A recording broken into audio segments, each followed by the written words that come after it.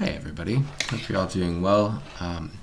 We are going to take a look today at the 7th homework assignment for our Python section through General Assembly. This is assigned last week, and I saw a pretty wide variety of solutions submitted over the weekend. It made me think it would be worth doing a review, just kind of a walkthrough to see one way that I think I would solve it most efficiently, and maybe take a look at a few other options for how it could be done. It involves, of course, the magic methods that we went over last week, those special dunders in Python object-oriented programming that give us a chance to kind of access and customize some of the default settings for a given object. But it also makes use of conceivably some class methods, maybe some property decorators, conceivably even private variables, stuff that we haven't gone over in a little while. And since this is our last real opportunity to dig into object-oriented programming, I wanted to take the chance to really give it a walkthrough. What I thought would be good in class, what I suggested to everyone was to work with the test code, which there's about 40 lines of test code provided in the repository, in the README. So one way to do this is to paste all that in and start running it. Wait until you hit bugs and then fix them. I'm not sure that was the best advice. That might be how I would normally do it. We've got another option that I want to look at today, and that is to actually follow through the directions step by step, because it gives us a little more information in plain language about what we want this to do conceptually, rather than just seeing whether the output is correct or not. So that's the approach that I want to take today. I've got our test code commented out. It's the exact same that's in the repository, aside from being commented. And we're going to test that at the end, but in the meantime, we're going to try to actually go through step by step and see if we can produce the behaviors that are expected based on the directions. So we'll start from the very top. As I said on Thursday, this seems like it'll be simple, right? All we have to do is define a circle that acts like a circle. So the first step is we're saying that we're going to define it initially, so we can initialize a new circle just by specifying the radius along with our circle class, and we'll be presented with a circle with a radius of the number specified. So let's see if we can make this happen. First of all, we want to be able to say C1 equals a circle, the radius of 4, and actually get that circle object. So I'll go ahead and write that test code in there. And let's see if we can make it happen. So one thing that you can probably say right away, if you've had a little bit of practice with this, is that this is going to give us a problem here because that's a positional argument, and we haven't set our class up to take any of those yet. So let's look at the simplest way to handle that. And that means specifying our dunder init function along with self, and of course that positional argument that we specified. And what we're going to do then, oops, did not mean to get that started. I'm just going to trash that terminal, and I'm going to spell radius correctly. So we're going to take that positional argument, which we'll call radius here as a parameter, and we're going to store it to an instance variable, since that's been kind of defined as the a fundamental property of our circle. And if we know a few things about math, which I don't, we know that the radius of a circle gives us access to basically all of the properties that a circle has, and we're going to actually use that to our advantage. So we'll create a self.radius for now. We may look at some options later on where you can make it a private variable. For this exercise, we don't necessarily need to do that. We're just going to try to make a circle act the way we want. So we'll say self.radius is going to equal radius, In this case, our radius matches up with this parameter directly above it, and so it's going to take the argument from within the parentheses and plug it in right there. So this should work. We should be able to print our circle, see that default object notation that that Python outputs, and we'll also check to see if it has a radius, which I may be able to spell correctly at some point, and we're going to run that just to see how it goes so far. So Python demo.py, and so far name radius is not defined. Oops, that's because we want to say c1.radius. Let's take a look now. All right, great. So we've created an object, we've given it a name of circle, and when we try to print its .radius property, this instance variable, it does give us 4. So we've successfully passed that in. Great. Step 1 complete. And now if you worked through the test code, you probably didn't do this next step right off the bat. We're going to, since it's the next thing in the directions.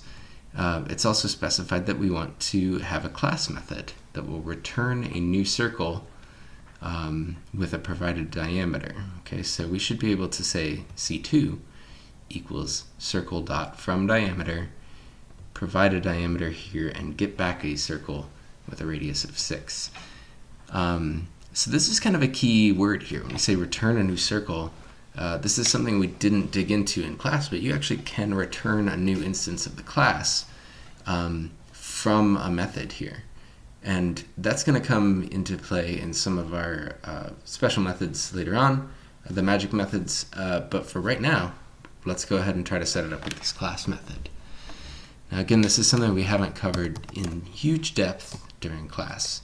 But just like with property, we can use the class method decorator to demonstrate or to indicate that the method we're about to describe is going to be a class method. And that's got some particular properties. So we know we're going to call it fromDiameter. Now, a class method is not actually going to take in self, because as you can see from this example code over here, there's not actually an instance of a circle that we're working with here. We're just working with the class itself, capital C circle. So instead of self, convention is to pass in a parameter called CLS, which is class. Now, that is purely convention. We could call it banana, as long as we use banana where we want to then. But we'll go with CLS because that's conventional. And we're also going to take in another argument, the diameter, which I can't spell much better than radius. All right, so this is great. It's set up as a class method. And the trick, as I mentioned here, is we want to actually return a new circle. There's a couple different ways to do this. We could say return circle. Simple enough, right?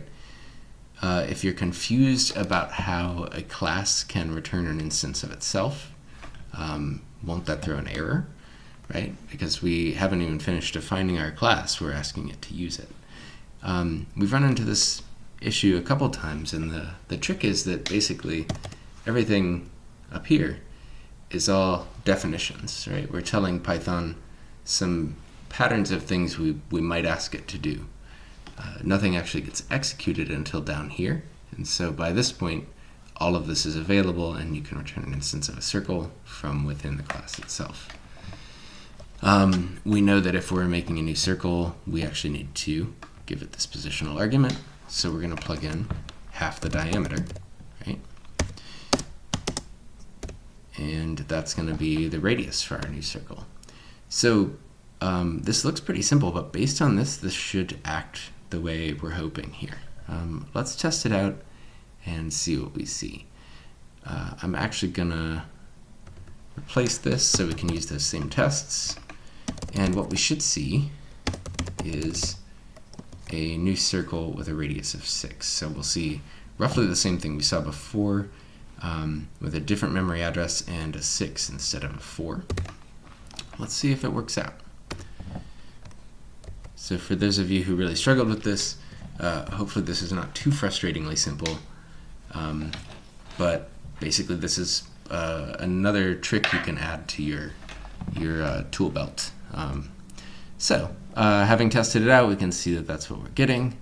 It does divide 12 by 2, make that the radius of a new circle object. So C1 is now the return from this, which means it's actually a new instance of a circle.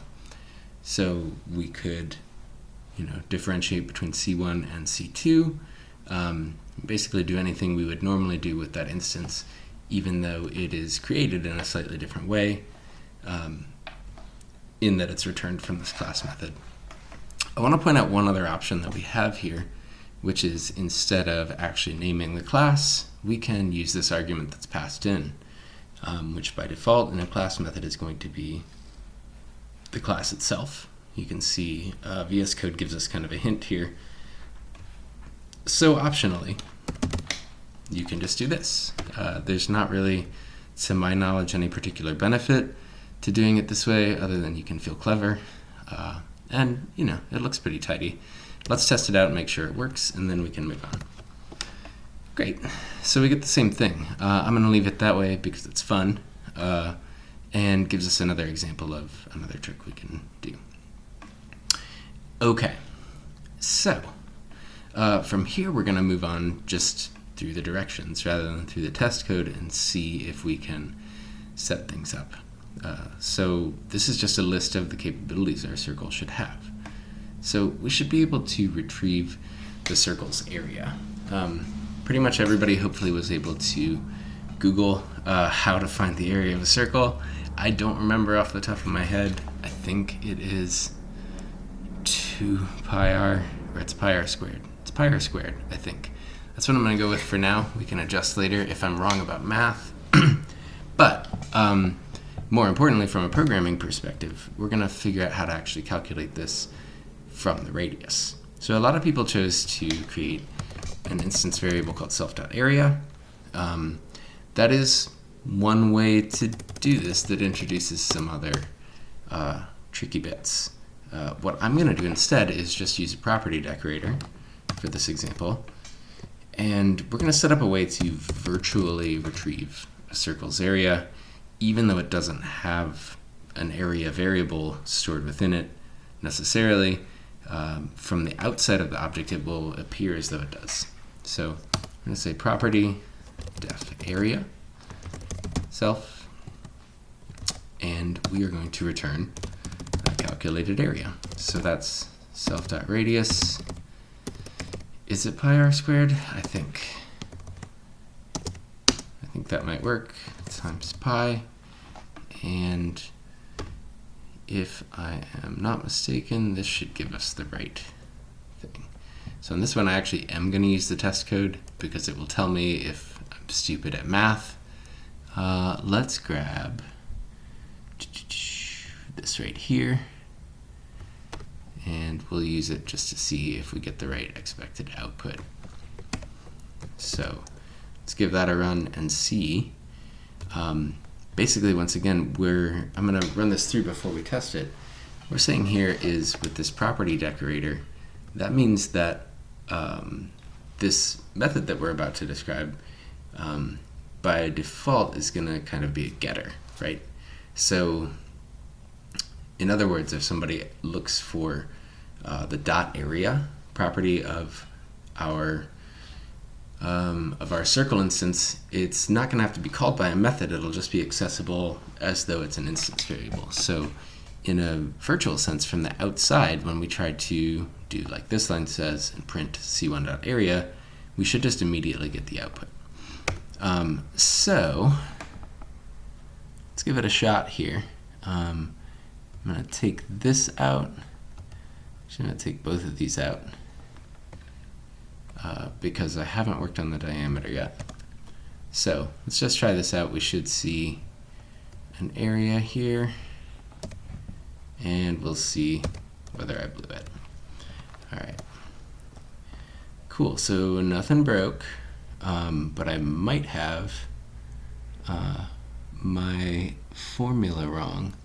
Self.radius squared times pi. Trying to figure out how that works with the test code. I'm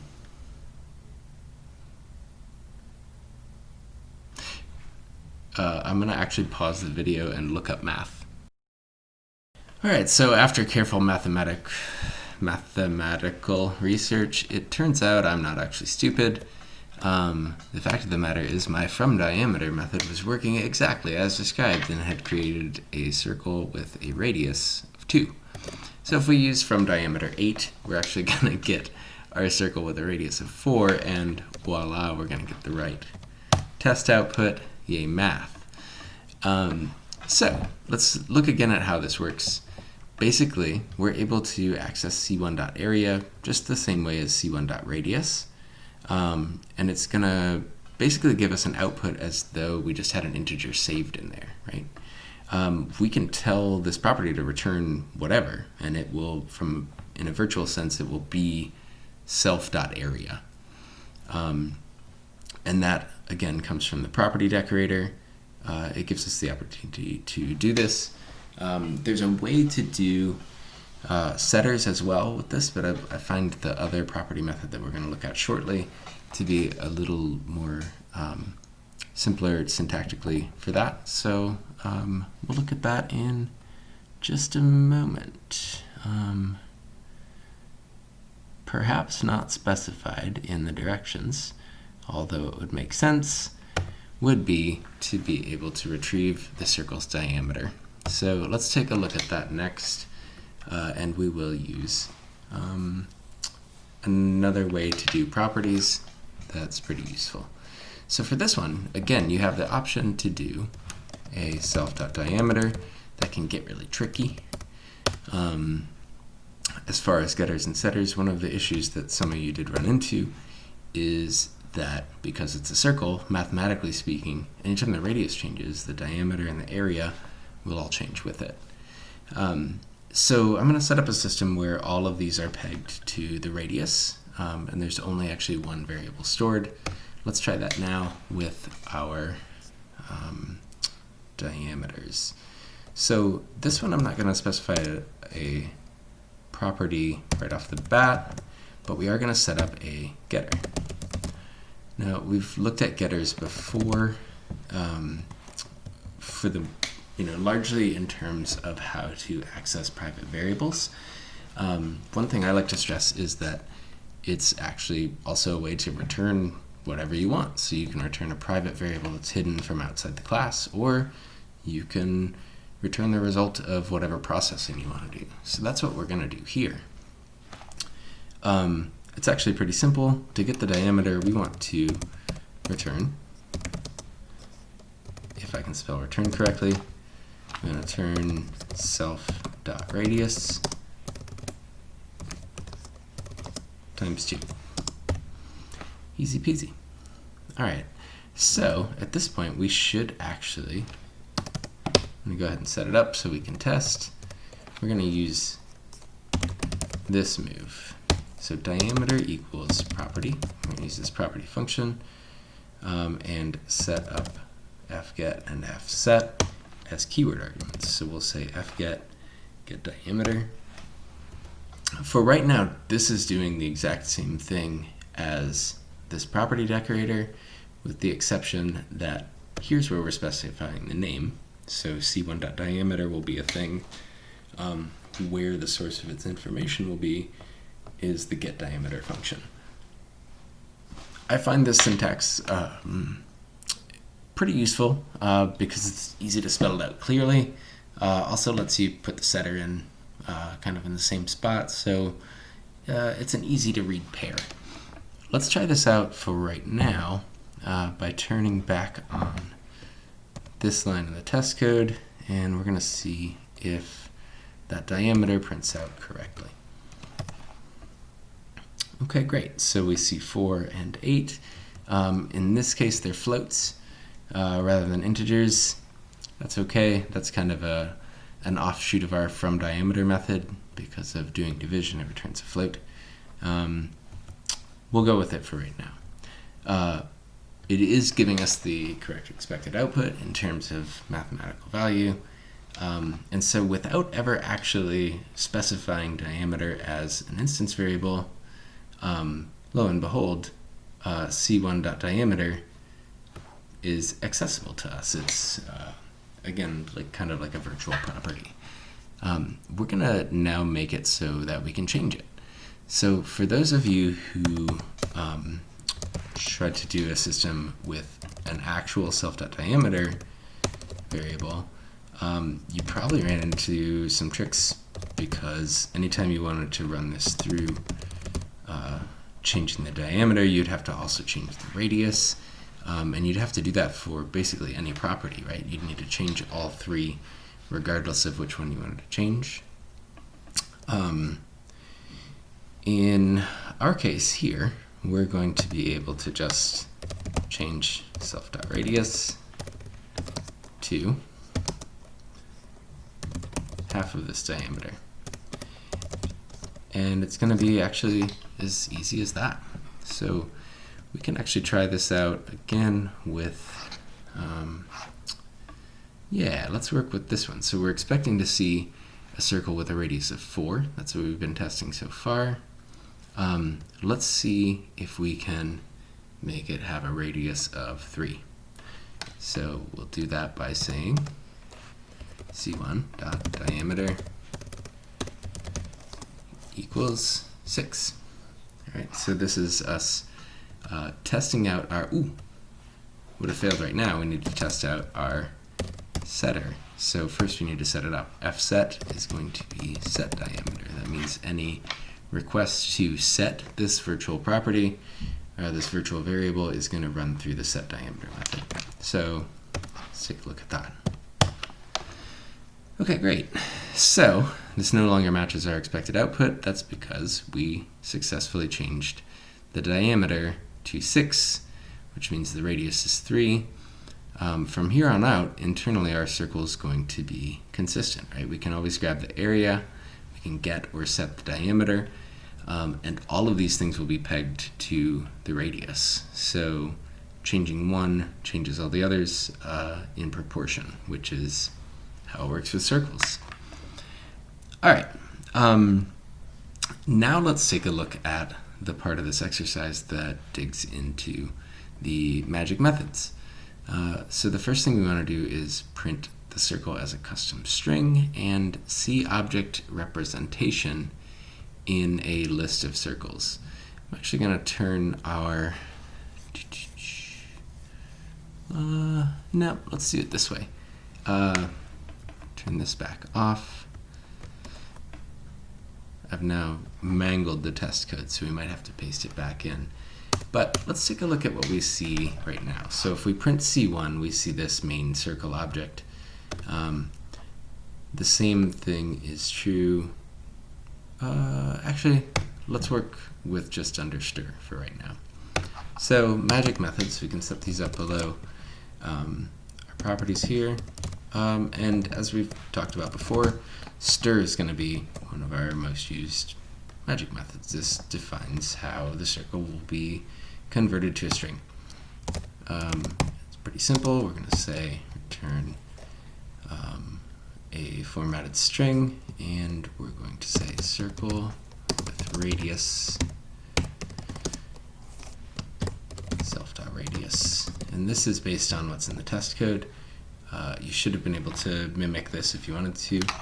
And so this should actually work right away. We're going to override the default dunderstir method, which is what outputs this main circle object, and this is what you'll see by default. By default with any instance of a class. And so we're overwriting it here. We should see this new code. Let's give it a shot. Okay, great. So now we see circle with radius 4.0. That's exactly what we wanted. But now we're going to test something out that will make us want to do one more magic method. So let's see what happens if we do this. We are going to print a list with C1 in it and see what we see. Okay, the same circle that was printing out circle with radius 4.0 is now giving us this gobbledygook again. So we can do better than that. And it really comes down to the repr method. It's a little subtle, the difference between stir and repr. The best rule of thumb that I can think of is that stir is going to be activated anytime it's specifically being converted into a string. So for instance, I think if we were to do this and specifically convert it into a string before we put it into the list, we should see the original. Great. So now this is a string. And this will also be true if you directly print it. It forces conversion to a string. But any other time that the object is represented, it's going to work with the repr method. So we'll set that one up too, and we'll see two different things. So there are some uses for this. It's actually, if you don't specify stir, repr will be called to convert things to strings too. So it's pretty useful in that. In my opinion, it's actually more essential than the string. But it also gives us an option to represent things differently in different situations. One rule of thumb for repr is that the output from it should give us the information we need if it's a simple enough object to actually reproduce the object. So this is going to tell us basically the code to call that object again. So let's see what happens here. We'll keep that in the list here. So what we should see here is the string method here, radius randomly still in the middle, and then we should see our repr method here. Let's see what comes out. Uh-oh. Object stir has... Interesting. Aha! Silly typo. Okay, great. So this is actually doing what we wanted. In representation situations, it's giving us this kind of shorthand code for how to actually reproduce the object again. I could actually copy this, plug it right in here, and print it, and it's going to be like, yeah, that's a circle. Cool. Look, I just made another circle using the code in my repr method, and it itself printed using the string method. So that's kind of neat. All right, so that takes care of this bullet point, and now we're going to look at a couple of the mathematically based magic methods, specifically add. So we should be able to add two circles together to return a new circle with a radius equal to the sum of the radii. So that means we want to actually return a new circle out of this rather than just the sum of the radii. Obviously, this is just kind of like, a practice example. In real life, if you need your add to do something in particular, you can make it do it. If you want to actually return the sums of the radii, that's fine. We're going to return a new circle. So if we say, C3 equals C1 plus C2, we're going to get a new circle that's made from a radius that's the sum of the other two. So we're going to use self and, of course, other. So as we saw with the lesson the other day, self is going to refer to, obviously, self, and then other is going to be whatever follows the plus operator, right? So just this regular plus sign is what activates the add method, and other is going to be the object that follows that. So in this case, I think this will break if you give it anything other than a circle to add. That's okay for right now. We're going to say a new circle with self.radius plus other.radius. Simple as that. So this is going to be, because this is inside the parentheses, these will be calculated into a single number and then provided to our new circle as the radius. So let's see if we can add two circles together. I'm going to simplify all this a little bit. I'm going to say circle or C1 is a circle with a radius of 7. It's a big boy. And C2 is a circle with a radius of 2. Okay, that should be no problem. Now let's say C3 equals C1 plus C2, and let's print C3. So C3 should now not just be 9, it should be a circle with a radius of 9. I'm going to see if that works out. Looks like we nailed it. So to recap how that's going, as we see here, self is going to be the first argument before the plus, right? Because the plus is activating the dunder add method on the first object. Other is going to be the argument after that. So in this case, C1 is self. So we're taking C1.radius plus C2 is other. So we're adding C2.radius.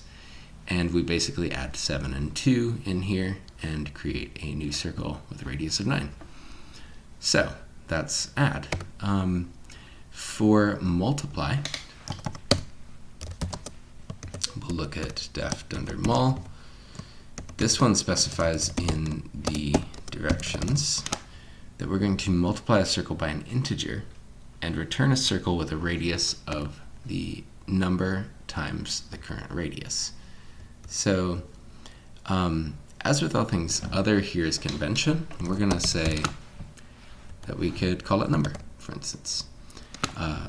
It's still going to represent the thing after the multiplication operator. But this is just to show you have the option to give these parameters whatever names. Other works really well when you are dealing with other instances of the same class.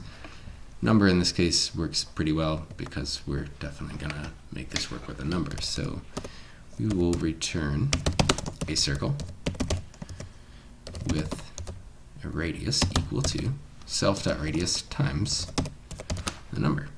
Great. All right, so let's say C3 this time is going to equal C1 times 2. So we should see C3 having a radius of 14. It's going to take the radius of C1, multiply it by 2, and give us a new circle. Let's just make sure it works. Hey, pretty neat. We've got our multiplication method working well. Now let's take a look at compare. If there's a major flaw in these directions, it's that it doesn't say specifically compare two circles to see which is smaller. A lot of you kind of wisely set up both the LT and GT method, which makes sense in most cases. One of the tricks that we ran into is that GT is maybe a little less essential than LT because LT is used by default in sort and sorted in Python. So I think I mentioned that like briefly on Thursday without really going into it, but the LTs actually are most crucial of these mathematical things because our other things in the test code really depend on it. So in our case, I'm going to do these in one fell swoop. We're going to compare two circles to see which is bigger, and we'll also enable less than as well. So we'll enable two different types of comparison using the same sort of idea, self and other. And in these instances, we want to return a Boolean value, right? So you can set up your add and multiply or subtract to return integers, whatever. By default, greater than and less than, if we were to test them out in the Python shell, for instance, and say 4 is greater than 3, that's a Boolean value. So this is what's expected from a 4 is less than 3. What's expected from these comparison operators, right? It's Booleans. So we need to set it up so that we can. So our less than is actually going to return self.radius is less than other.radius. All right, now how this is going to work is that this expression will be evaluated and then returned. Okay, so if I do self.radius is less than other.radius, I'll get a Boolean value from this because these will both be treated as numbers, and then the regular comparison will be done. This is going to return true or false, and that's what we're going to return from our method itself. So from right here, let's actually test it out. So actually, let's find out whether C3 is bigger than C1. It should be, right? Ooh, let's do less than first, since we haven't set up greater than. So what we should see here is false. Let's see what it does. All right, looks like that worked well. Let's just make sure that it can return true before we go any further in testing. Okay, great. So we've set up a proper Boolean comparison operator here. You can probably imagine that GT is going to be about the same, just with a different operator. So of course these can get more complex if you have some use case in the program that you're writing. This is a pretty good illustration of this sort of thing you just might want to return. And so now we've got our greater than. Cool. So we'll just test this out real quick. We should see false again if we check whether C1 is greater than C3. And we'll just see whether that works. All right, there's false, so we are flying right along. We've got our comparisons done. And now we're going to compare to see if two circles have equal radii. That, of course, is going to be our Dunder EQ method. Same deal, we're going to check self and other, and just like our comparison operators, greater than and less than, we know that the double equals also returns a Boolean value, right? So this is either true or false. So we can set it up pretty much the same way. Right here, we will return self.radius is equal to other.radius, and should be good to go. So the first thing we're going to do here then is make a new circle that has a radius equal to C3, which has a radius of 14.0, and let's see if C3 is equal to C4. Now, those are different circles. We'll look at a demonstration of that in a moment, but based on what we've set this up to do, those should return true if we check to see whether they're equal, because their radii are equal. Whoops, wrong thing. Okay, we want to do python demo.py. Looks like that is true. Let's see if C3 is equal to C1. False. Okay, so I think this is working really well. One thing to think about here, since we have set up this custom method, and we've got two circles with the same radius, we can check whether they're equal. What happens if we don't have this and we check that same thing? Comment that out and see. It's not going to reveal a lot here, but we should see false, right? And that's because if we were to print, actually no, because we've set up the our stir method to override it. But basically these are two different objects with two different addresses in the memory. So by default they're not actually equal. They're different things. But by setting this up, we tell it to evaluate equality based on these criteria. And so that's the benefit of our Dunder EQ method. All right, great. So that's everything down to sorting circle objects by radius. And that is going to happen pretty well since we've got the LT and GT set up. So let's see what happens if we were to put these all in a list, C1, C2, C3, C4, And let's print it first of all.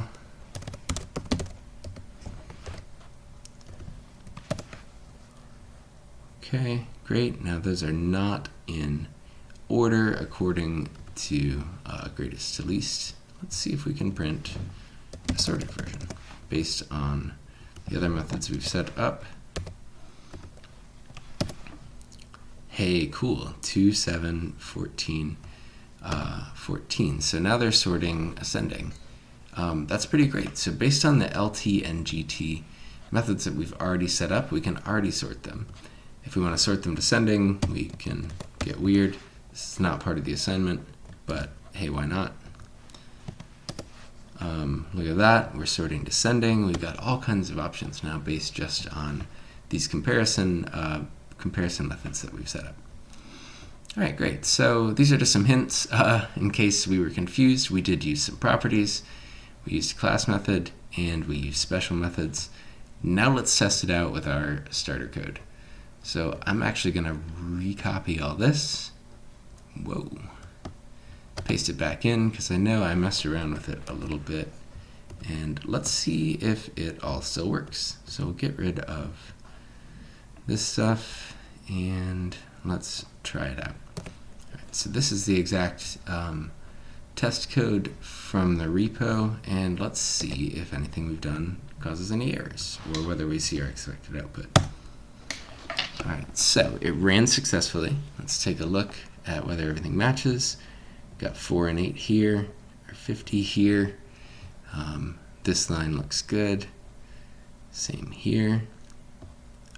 Our circles are all successfully using the repr method when they're in a list. Here we're able to sort them, right, based on less than matches the expected output. Here we see circle with radius 7.1. I do want to point out, I saw some homework solutions where people kind of hard-coded that into the output. I love that cleverness in problem solving. So one thing that we could do here, that one was meant to test, let's see, that's meant to test the add. So what a lot of people did was have C5 equal, let's see, so on our add method, some people said return a string that says circle with radius self.radius plus other.radius. This is delightful and produces the correct output. It kind of violates the spirit of the thing, so I wanted to make sure to show you guys this too. Instead of outputting this string, it would be more likely that we'd have a use case where we want to actually output a new circle. There could be other instances where you want to output an integer. This is pretty unlikely, but I love that some of you engineered it. It's very clever. And I think if we run this again, we'll see the exact same thing, right? So when you tested it out, you got the right answer, right? So as far as I'm concerned, you nailed it. For your future reference, this is a really good way to go. And just another trick that you can do, you can actually return an instance. So yeah, everything looks all set as far as the test code.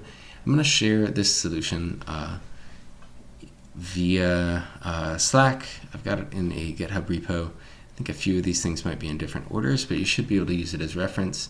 And of course, hopefully this video has been helpful, at least as far as giving you guys some options to see really good solutions to this, or at least I hope this is a good solution. It is nice and simple. There's really only one variable that everything's pegged to, and we've set up, for the most part, one-line returns for all of our special methods. So thanks for listening. I hope this has been helpful, and let me know, as always, if you have any questions about any of this. I do really like programming. This is fun for me, so feel free to stop by at office hours if there's anything in this video or anywhere else that was unclear. And we'll talk to you all soon. Okay, I also want to take a quick look at another problem that people ran into dealing with recursion, and how instance variables and properties can actually kind of conflict with each other and relate. So first we'll create the problem and then we'll look at some potential solutions. I can definitely understand how people ended up in this spot, right? It makes sense if you're thinking about this problem in a broader strategic sense, right? I'm going to define a circle. I want people to be able to access properties like area and diameter. So it makes a lot of sense to set up instance variables for those.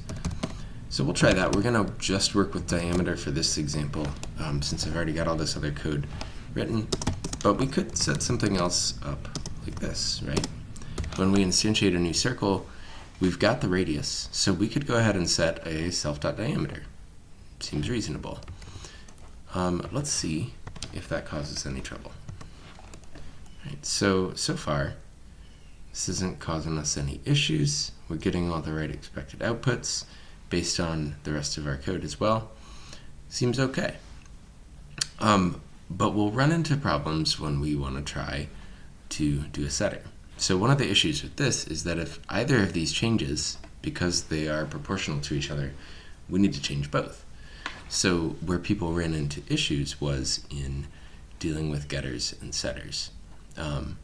So I'm going to bring up one issue to start with, and that is, let's take a look at our get diameter. So right now I still have it set up to just return self.radius times 2. But let's say, since we have a self-diameter, let's say we want to return it. And we'll try that out. Now we've immediately run into a recursion error. So let's kind of look at why that is. We're going to print a string here, returning self.diameter, if I could spell diameter. And what we should see here is that printed a million gajillion times, right? It's going to take up my whole terminal. I can't scroll up to the top of it. Let's clear that out and think about why that's happening. All right, so we know that it's getting hung up here. It's doing it over and over and over again. All we're trying to do is return this instance variable. It's right up here. Should be easy. The reason that it's becoming recursive has to do with what I've got set here. So when we use this syntax to create a property, we're essentially creating a self.diameter, right? Even if it's not an instance variable, it is a property that's attached to, attached to that name. So in other words, this actually kind of overwrites this other self.diameter. So the issue here then is that this, having created a virtual self.diameter, ends up calling it each time we try to access self.diameter. So in other words, what's happening in this function now is when we ask for self.diameter or circle.diameter, it runs it through the getter, which comes up here. Great. Then it says return self.diameter. Now, at this point, self.diameter is not this instance variable, it's this property. So it once again asks for the diameter down here, goes through the getter, which runs it through here, and so on ad infinitum. So this is obviously a major problem, right? This function is going to call itself over and over and over again and never find a resolution. But there are some reasons why you might want to actually save some of these variables. And so an easy solution to this is to use private variables. We talked about this in class, in terms of privacy, but one of the best ways to think about private variables is that they have more to do with access, right? So these aren't available outside the object, which means only internally can they be changed or read, even if we intend for these to be widely readable, right? So even if we're super okay with people having access to this information, we might not necessarily want them to be able to be changed via the same pathways. So let's try this. And I'm going to put this one back for now. I think we should be able to see this diameter without running into the same recursion error. Okay, so right now that's working just fine.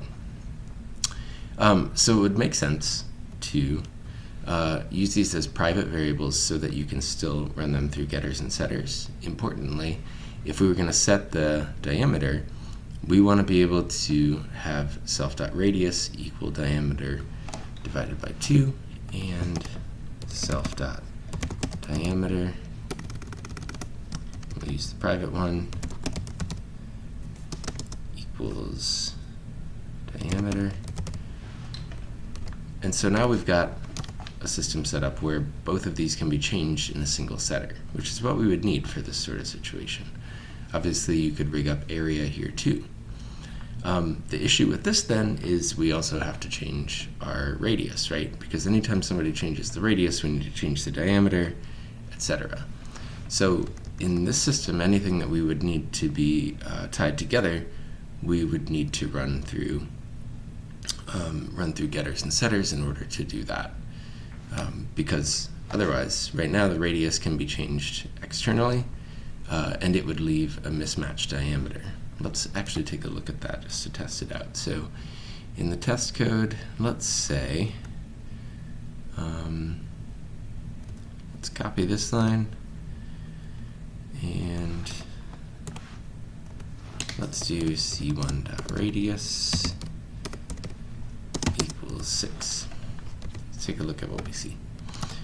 All right, so if we scroll up to that part in the test code, we realize we've got a radius of 6, a diameter of 8. That will not do.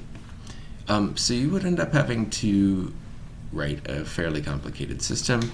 We can do it real quick. So we'll make radius a private variable, which means anytime we see .radius, let's find the other ones. It's going to take a minute. And we want to replace all of those with other.radius. Great. So that should hopefully not be broken yet. Circle has no attribute radius. That's in the test code. Well, that's going to come up a few times. So let's go ahead and get the setter and getter set up for that. So we need to do the same thing as with diameter, right?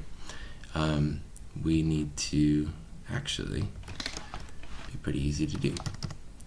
So we'll say def get radius self. It's going to return that private variable.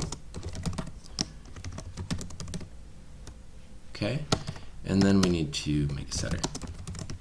Set radius self and radius. This is going to set self radius, the underscore one equals radius, and we will also have it set the diameter so that these change proportionally. Radius times 2. So if you were storing an area variable here, you would need to change that too, right? Any of these properties that are scaled to this one. One of the nice things about programming getters and setters is you can do that. If you need your system to change all those things, you can make it do that. So this, I think, should work without error right now. Let's take a look. Oh, we still need to actually define the property. So actually, this is pretty instructive. We can see down here, circle has no attribute radius, right? We've changed this instance variable to self._radius, right? So there is no more c1.radius at this moment. And this is illustrative of how we end up with that recursion error, because when I do this, radius equals property, I am now creating self.radius or circle.radius, right? There is now an attribute for that, so it should work. But yeah, very importantly, externally or even internally, when we look for self.radius now, it's going to run through these getters and setters rather than through any sort of instance variable. Let's see if this works out. Okay, so we'll try it. Okay, and now we have a system that I think probably works just fine with the test code. So obviously you could do something similar to this. Oh, and in fact, we can see that here where we change the radius, we actually are able to change the diameter as well. So our setter works. This is a way to set up a system that does work internally, would produce the right test code, and still actually stores those instance variables. This isn't necessary for this assignment, but I know some people took this approach. And so I wanted to illustrate a way to do it. Obviously, we could set up a getter for area as well, or actually, I guess what we'd have to do is change the setters for diameter and radius to update the area, and then our getter for area could just return it, right? So that would be pretty simple. But most importantly, I guess the rule of thumb is to make sure that the names for your properties, which are what's set here, or it's going to be the name of method if you use the property decorator, make sure that these names don't directly match the names of your instance variables, because they'll contradict each other and you'll get confused writing them. So as of this point, self.diameter becomes basically has to run through these getters and setters, and so by giving this instance variable a different name helps us separate those concerns. This is actually a stored value. This is more of a pathway, right? Like this tells us where these requests will go. So I hope that clears that up a little bit, or at least illustrates why you might see a recursion error there. As with all things, there are multiple solutions to our circle problem, and this is one of them.